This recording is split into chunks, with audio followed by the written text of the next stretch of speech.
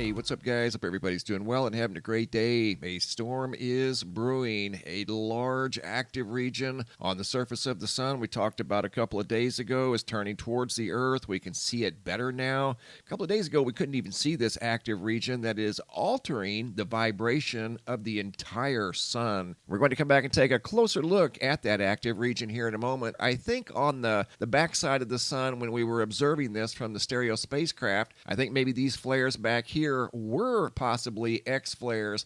Either way, that region is turning towards the Earth, and I've got some incredible footage I want to share with you guys of what it's been doing here lately. Also in this video, I've got a brand new picture slideshow, new sky phenomena photos sent in from all around the world. But first, here at the website, quick look at the Schumann resonance. Overall, pretty quiet. I mean, you can start to see a little bit of activity increasing. You might be experiencing some ringing in the ears, maybe a little bit of sleeplessness. That could be associated with the Schumann and quite possibly the uptick in solar activity. We're going to see an increase in the coming days as we're seeing the latest geomagnetic storms go off of the planetary K-index chart. We'll probably see some new ones in the coming days. You can see here recently within the last 12 hours, there was yet another X flare. I did update the website. That's 4 now as we're entering solar cycle 25. We're actually in it. The peak won't be for another couple of years, and this number will probably grow exponentially. So once again, another long duration X flare.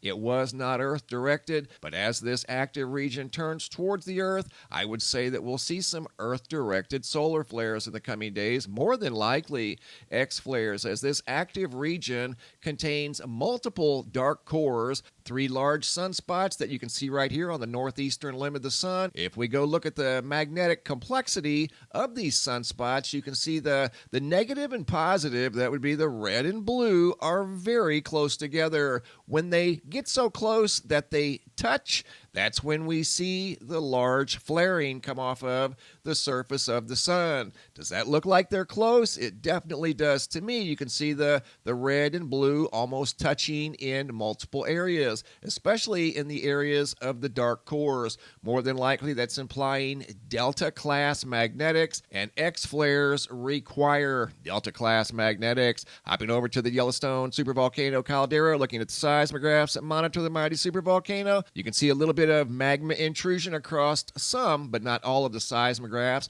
No earthquake activity, which is always a good sign. And once again, the activity that we've been monitoring over here from the Stereo Ahead spacecraft, we've seen several large flares. They weren't necessarily measurable, but they were more than likely, based off of what we're seeing here, X-class solar flares. Speaking of X-class solar flares, we just saw one here a few hours ago. I want to take you guys in for a close look. This is at the Solar Dynamics Observatory. You can see a lot of plasma. That was a large CME associated with that recent X flare that occurred today on April 17th of 2022. Here's a close look, slow motion. There's the X flare right there as it occurred, and there's the CME that went millions of miles off into space, off the northeastern limb of the sun. Here's another look at the same X flare, just in a different angstrom. This is a different wavelength, and you can see very bright ultraviolet light right there. See that? That's extreme UV coming off the northeastern limb of the sun. That was an X1 class solar flare, and that X flare sent a shockwave through the solar system that was detected by the ionosphere of Earth almost instantly. Another close-up look at AR 2993 and 2994.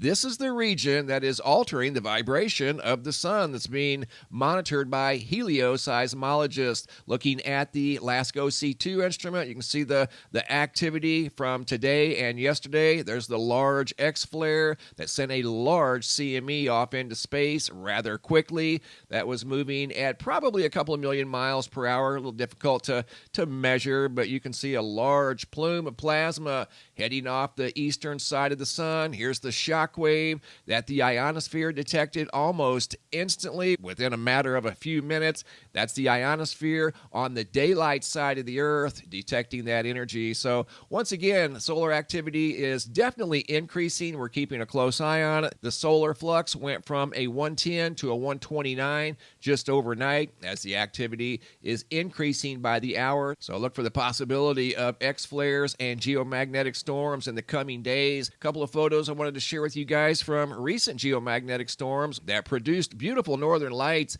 in the upper latitudes. Justin out of Saskatchewan, Canada, and Ramsey out of Anchorage, Alaska.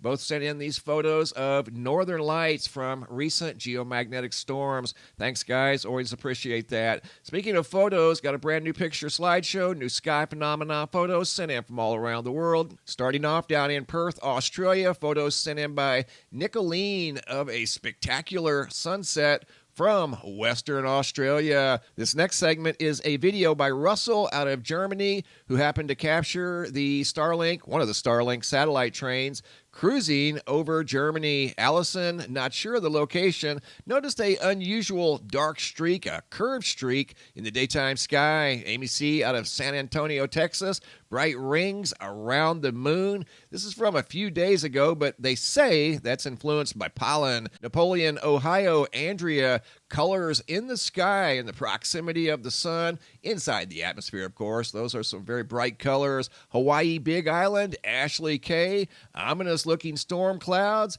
and a huge jumbo halo around the sun, visible from the Big Island of Hawaii. This is a photo I took of a big halo around the sun from right out here in Arizona. It's from a few days ago. Ben and Christia P, not sure of the location, but a very ominous looking sky, and they happen to notice something in that sky. This is not a bird, it's not a plane, and it's not a helicopter. Some sort of a white orb. I don't know if that's maybe a weather balloon. If it is, it doesn't appear to have a payload on the bottom of it. They just happened to notice that in a photo they took of a ominous looking storm cloud. Photo here sent in by Scott out of Queensland, Australia. Close-up view of the craters on the surface of the moon. Philip out of Kokomo, Indiana, also shared a photo of the moon here recently. Another photo by Philip out of Kokomo of an unusual bright light in the nighttime sky. That is very bright. Full moon sent in by Pam H. Not sure of the location, but there were some colorful clouds